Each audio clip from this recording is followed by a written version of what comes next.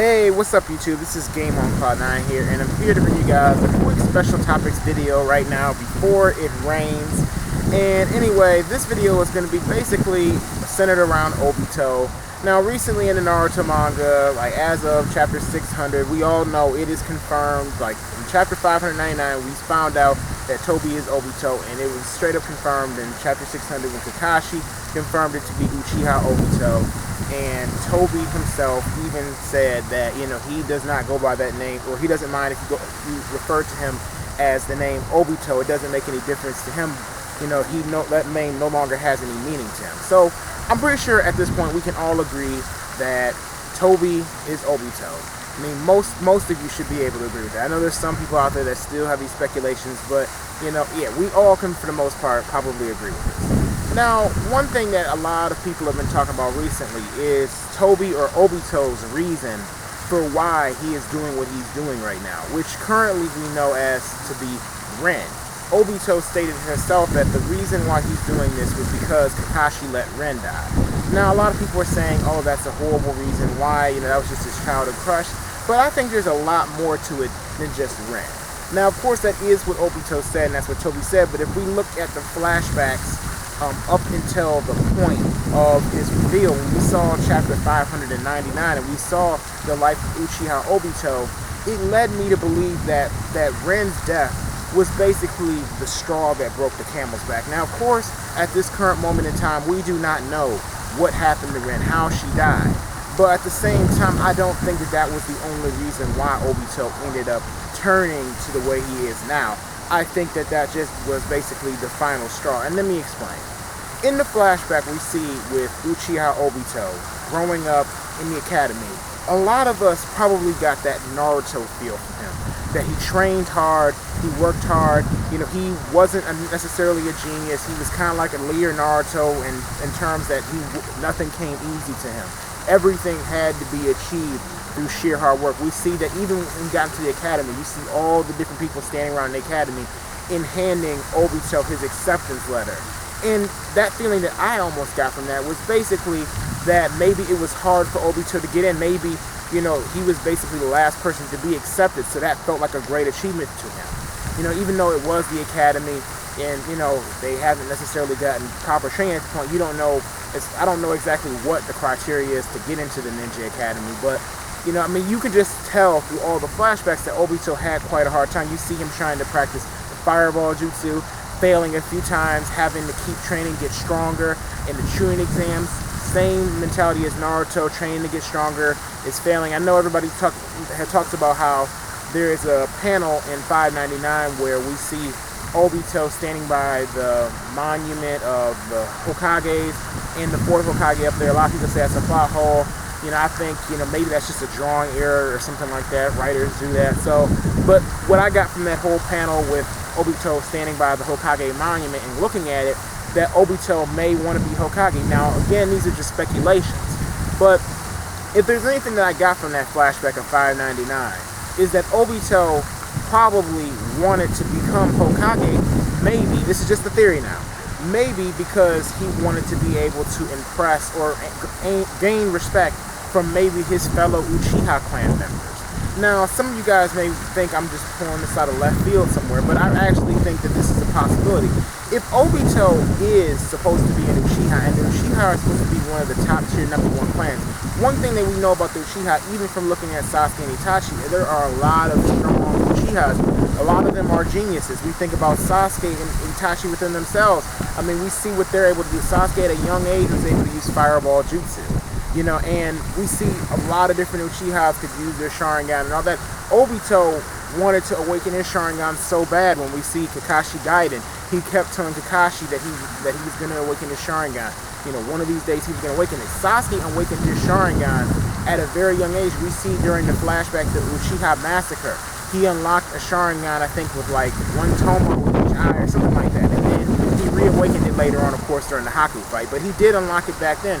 So the real thing that it makes me, the real thing I'm trying to get out here is that what if, Obito was kind of like an outcast in his own clan? What if all the hard work that he was trying to get, was basically to try to impress his clan, kind of like Naruto. Naruto wanted to become strong so that he could gain respect from the villagers, and he wanted to become Hokage so that he could gain respect from everybody. Now, of course, we find out later on, like when Itachi sets Naruto straight on him, basically that you do not become Hokage from necessarily, like you don't become Hokage and then gain respect. You have to gain respect and then become Hokage. That's basically what Itachi tells Naruto later on. But, like maybe Uchiha Obito took the same perspective as Naruto. Seeing all the flashbacks, we see he wanted to protect his Nakama. He was basically trying to go by what he felt was right. He had the will of fire. He was trying to go by what was right. So it's kind of like he was Naruto. But the thing is, I almost feel as though when the whole deal with like Kakashi and Rin and Obito, when we saw Obito get crushed by that boulder, it was almost like all his dreams were thrown out the window.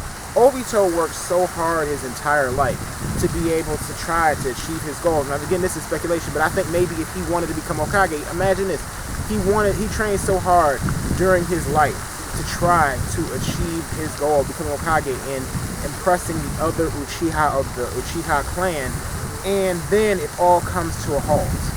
All due to the fact that, he ended up dying in combat, or supposedly dying in combat. We know he didn't die, but, it basically just brought everything to an end. His dreams, everything came crashing down. And while the flashback we see, he cared for Rin. Even though that was his childhood crush or whatnot, he still cared for her. She was there since he got in the academy. It's kind of like the whole girl next door kind of stuff where, she was like the neighborhood girl that he always crushed on. So, here's the thing. If you take it from this perspective, I feel as though when Obito was crushed by the boulder, basically the only thing left, in his life that had meaning to him in a sense was Rin, because he knew at that point he was going to die. He knew everything was coming to a halt, and that he would never be able to become Hokage. And all he asked for Kakashi to do was to take, after he gave him his Sharingan, was to protect Rin. And that's all he asked in return. And it was almost like when Kakashi could not protect Rin, you could take it in a perspective like Obito died in vain pretty much. He didn't become Hokage, he didn't impress his clan, and he couldn't, even the girl that he cared about was not even able to live on. And it's almost like there was really no purpose in his death and as overall. Now we don't know exactly how Rin died, but if you take it from that perspective, it's really not so bad. At least not to me. I don't think it's so bad. If you take it from the perspective, oh, he just got mad because Rin died, okay, I can see that. But if you think about it in the perspective okay, he was never able to achieve any of his goals. And the only thing that he wanted in return after sacrificing his life to Kakashi was for him to take care of Rin, and that wasn't even done. That wasn't even taken care of. Then you could see why Obito would maybe have the resolve that he has. Because you even see Obito or Toby talking about when he's fighting Naruto about dreams and how the infant Tsukuyomi can create, basically create his own reality and get rid of everything and unite everything and create peace. So if you look at it in that perspective, Obito wants peace. He wants, he's not going about it the right way, but I don't think as far as Obito goes that I think he thinks he's justified in what he's doing. If you think about the ninja world with itself has constant wars, and whatever happened to her, maybe she was just a casualty to these constant wars that go on in the shinobi world. So basically all I'm trying to get at is the fact that Obito's death, could be seen, maybe he felt as though he died in vain, especially since he talked to Naruto and told him about how do you think Jiraiya and Minato would feel if the task they entrusted you with. And in a sense, it's almost again, they died in vain. If Naruto failed, someone can look at it as Minato died in vain. Everything he did, his parents did to help Naruto live on and to stop, this war from happening, all was in vain. Same thing with Jiraiya. All that was in vain. And maybe that's how Obito felt when Rin died, that it was all in vain. But these are pretty much my thoughts on this, guys. This whole Obito Rin business that everybody's been talking about and saying is terrible. And that's just my perspective on it.